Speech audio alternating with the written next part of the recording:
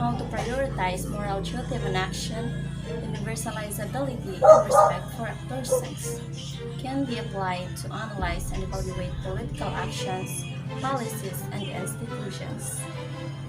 This also to highlights political issues like policymaking, leadership, and public accountability.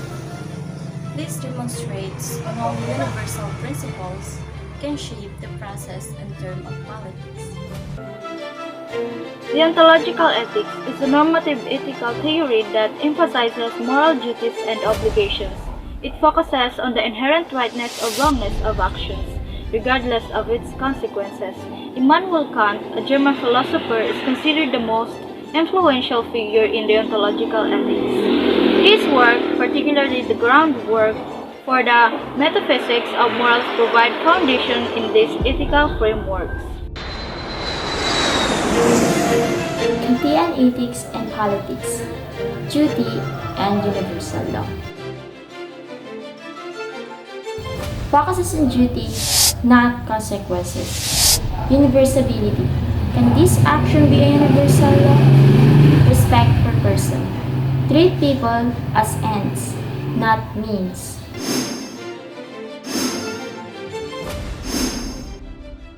Torture violates human dignity. It treats individuals as mere means to an end.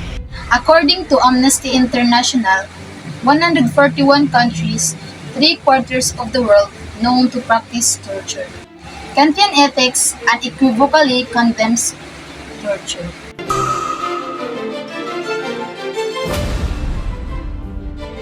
Discrimination, like racial profiling, violates universalizability. In the United States, Black Americans are 200% more likely to be arrested for marijuana possession than their white counterparts. Kantian ethics demands equal treatment for all.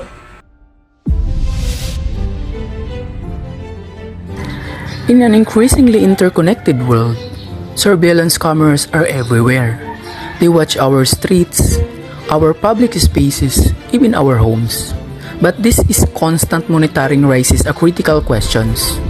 What happened to our privacy in a world where we are always being watched? Government surveillance program collect data of citizens annually. This massive data collection raises concern about potential abuses of power and the erosion of personal freedom. So now, how can we balance the need for security with the protection of individual privacy? What laws and regulations are needed to ensure that surveillance technologies are used ethically and responsibly? So the debate over surveillance laws is ongoing. Some argue that increased surveillance is necessary for public safety and national security.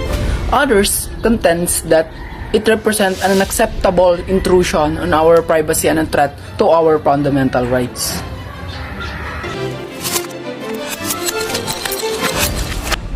Immigration policies must treat migrants with dignity and respect. Globally, there are approximately 80 million forcibly displaced persons worldwide. Kantian ethics demands just and humane treatment for all.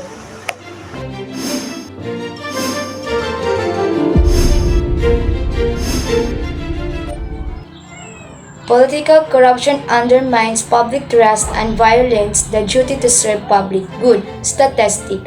According to Transparency International, the Philippines ranks 117 out of 180 countries on Corruption Perception Index. Kantian ethics emphasize integrity and honesty in public service. By highlighting duty and universal principles, political leaders can build trust and justice. The limitations or focus of this framework emphasize the importance of adopting more approaches that combine principles with ethical theories. By applying ethical frameworks like Kantian ethics, politicians can make informed decisions that promote justice, fairness, and the common good. The value of Kantian ethics in promoting just and equitable societies provides a valuable framework for promoting just and equitable societies. By emphasizing universal principles, respect for persons, and the importance of duty, it encourages the creation of a political system that upholds human rights, protects individuals' liberties, and ensures that all members of society are treated with dignity and respect.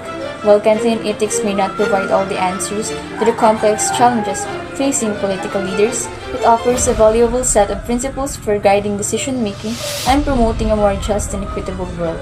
By embracing ethical considerations in all aspects of political life, we can strive to create a society that reflects the values of dignity, respect, and human flourishing.